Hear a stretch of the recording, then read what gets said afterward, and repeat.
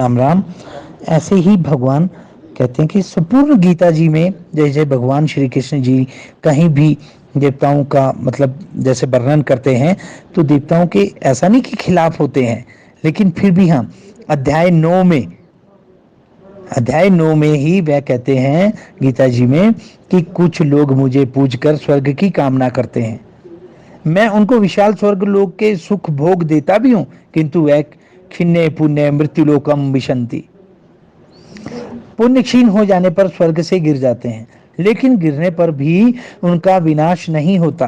जो भगवान को प्यार करने वाले मानने वाले अगर वो स्वर्ग की इच्छा रखते हैं तो हाँ, गिर जाते हैं स्वर्ग से, लेकिन फिर भी भगवान कहते हैं कि मैं उसका विनाश नहीं होने देता हूं, क्योंकि वह विहित कर्म से चलने वाले हैं, क्योंकि वो परमात्मा के भक्त हैं, चलने वाले हैं जो सही विधि है।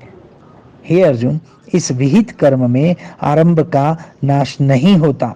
जब परमात्मा के प्रति लगे तो फिर नाश नहीं होता इस कर्म का भी। वो कर्म आपको हमेशा आगे जन्मों तक साथ देता है। साधक के चलते चलते कोई इच्छा कर भी ले, अगर साधक कोई साधना करते करते, तो भगवान उसकी इच्छा पूर्ति करेंगे ही। वह वस्तु शाश्वत थी, कब इसलिए वस्तु तो भोगने में आ जाती है।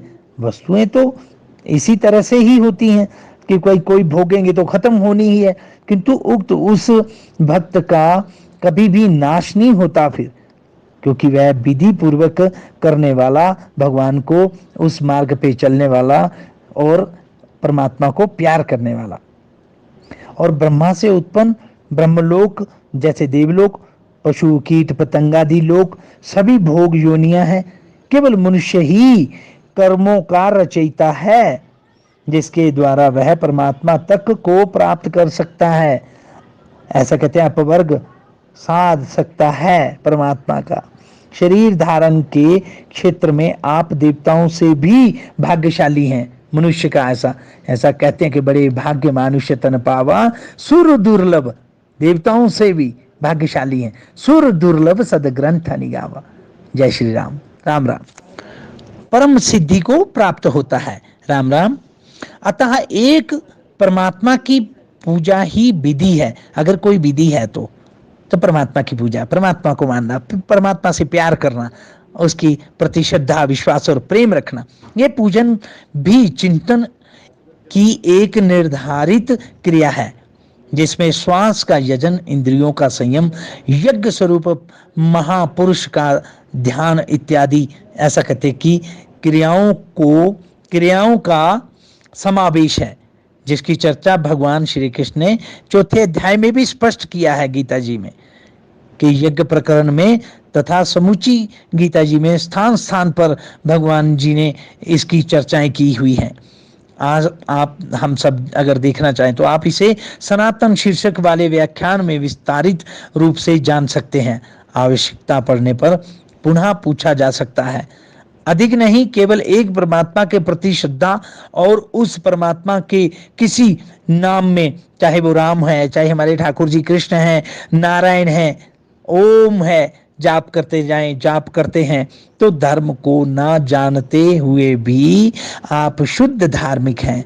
संपूर्ण क्रिया को ना जानते हुए भी आप क्रियावान हैं। ना इसका फल नष्ट होगा और ना ही हम नष्ट होंगे। अगर परमात्मा को इस तरह से भजते हैं तो कोई भी नष्ट नहीं। हम माने आत्मा, आत्मा अधोगति में नहीं जाएगी। हम माने आत्मा से है, शरीर से नहीं। राम राम। राम राम। ऐसे ही हर धर्म के लोग, सभी लोग यही बोलते हैं। भगवान ने तो साफ ही किया है, सर्वधर्मान परित्यज्य मामेकम शरणं व्रज अहम त्वा सर्व पापेभ्यो मोक्षयिष्यामि मा शुचः, कि सारे धर्मों का त्याग कर एक मेरी शरण को प्राप्त हो, मैं तुझे संपूर्ण पापों से मुक्त करा दूंगा। मैं प्रतिज्ञा करता हूं कि तू निश्चय ही मेरे स्वरूप को प्राप्त होगा, तू शोक मत कर। तो ऐसे प्रत्येक महापुरुषों ने यहाँ पर यही बोला है। भगवान राम जी भी यही कहते हैं, भक्ति मोरी। ये तो स्पष्ट किया गया है कि भक्ति मोरी, जहां इस तरह से भगवान राम भी यही कह रहे हैं। तो रामचरितमानस के अनुसार अगर देखा जाए तो इष्ट देव कौन होना चाहिए? अब उसमें तो स्पष्ट है कि इष्ट देव कौन होना चाहिए, भजन किसका करना चाहिए। मानस, रामचरितमानस के जिनके हृदय की उपज है, कौन, भगवान शंकर का निर्णय क्या है, धर्म परायण सोई कुल त्राता। देखिए भगवान क्या बोल रहे हैं, शिव जी, राम चरण जाकर मन राता, नीति निपुण सोई परम से आना, श्रुति सिद्धांत नीक ते ही जाना, सो कुल धन्य उमा सुनु, जगत पूज्य सुपुनीत, श्री रघुवीर परायण जेहि नर उपज विनीत। उत्तरकांड में ऐसे भगवान शिव जी बता रहे हैं, माँ पार्वती से बात कर रहे हैं। देखिए कितनी बड़ी बात है कि वही नीति में निपुण है, वही विद्वान है, वेदों का सार उसने भली प्रकार पहचाना है, वही कुलीन है जिसका मन एकमात्र राम के चरणों में अनुरक्त है। संपूर्ण रामायण में प्रारंभ से लेकर अंत तक एक ही बात को बार बार पुष्ट किया गया है कि भजन हम कहते हैं कि किसका करें, तो वनवास काल का प्रसंग है कि भगवान राम श्रृंगवेरपुर में अयोध्या से जब निकले तो वहां पर रास्ते में शयन कर रहे थे, कुशा के आसन पे, किसले की कोमल साथरी पर उन्होंने ऐसे अपना आसन लगाया और उनको देख करके जो उनका मित्र निषाद राज है वो उसको बहुत कष्ट हुआ। उन्होंने बगल में बैठे लक्ष्मण जी से कहा कि कैकेयी माता बड़ी मतलब पत्थर दिल की थी कि उन्होंने कैसे ऐसा कर दिया कि जिसने रघुनंदन राम और जानकी को सुख के अवसर पर दुख दे डाला।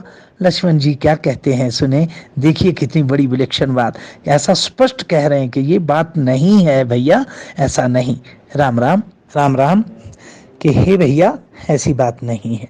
काहू ना को सुख दुख कर दाता, कह रहे हैं काहू ना को सुख दुख कर दाता, निज कृत कर्म भोग सुनु भ्राता। अपने कर्मों का जो हमने किया है यही है, कोई सुख दुख किसी को नहीं देता। योग वियोग भोग भल मंदा, हित अनहित मध्यम भ्रम फंदा, धरनी धाम धन पुर परिवारु, सरगु नरक जह लगी व्यवहारु, देखिए सुनिए गुनिए मन माही, मोह मूल पर मारथु नाही। धरणी धाम धन पूर परिवार जन्म मृत्यु संपत्ति विपत्ति स्वर्ग नरक, इनके विषय में कहना सुनना गुनना मोह का मूल है। लोग स्वर्ग की कामना करते हैं, लोग स्वर्ग की कामना करते हैं तो वह भी मोह का मूल है, वह भी मोह का मूल है। परमार्थ का वहां प्रश्न ही नहीं खड़ा होता। तो परमार्थ है क्या, परमार्थ है केवल एक परम पुरुष परमात्मा का चिंतन, सखा परम परमार्थ एहु, ये बोला जा रहा है, लक्ष्मण जी बोले सखा परम परमार्थ एहु, मन कर्म वचन राम पद नेहु। क्या बात है, इस प्रकरण में बताया गया है कि स्वर्ग और नरक तक का व्यवहार मोह का मूल है, उद्गम है, और आप स्वर्ग के अधिकारी देवताओं की पूजा करके मोह से मुक्त होना चाहते हैं। ये तो कितनी विसंगति है, ये तो कभी हो ही नहीं सकता। तो इसलिए अगर हमने मोह से दूर होना है और हमने इस तरह से परमात्मा की शरण लेनी है तो फिर हमें श्रद्धा विश्वास और प्रेम प्रभु से ही करना पड़ेगा। राम राम, जय बद्री विशाल। राम राम।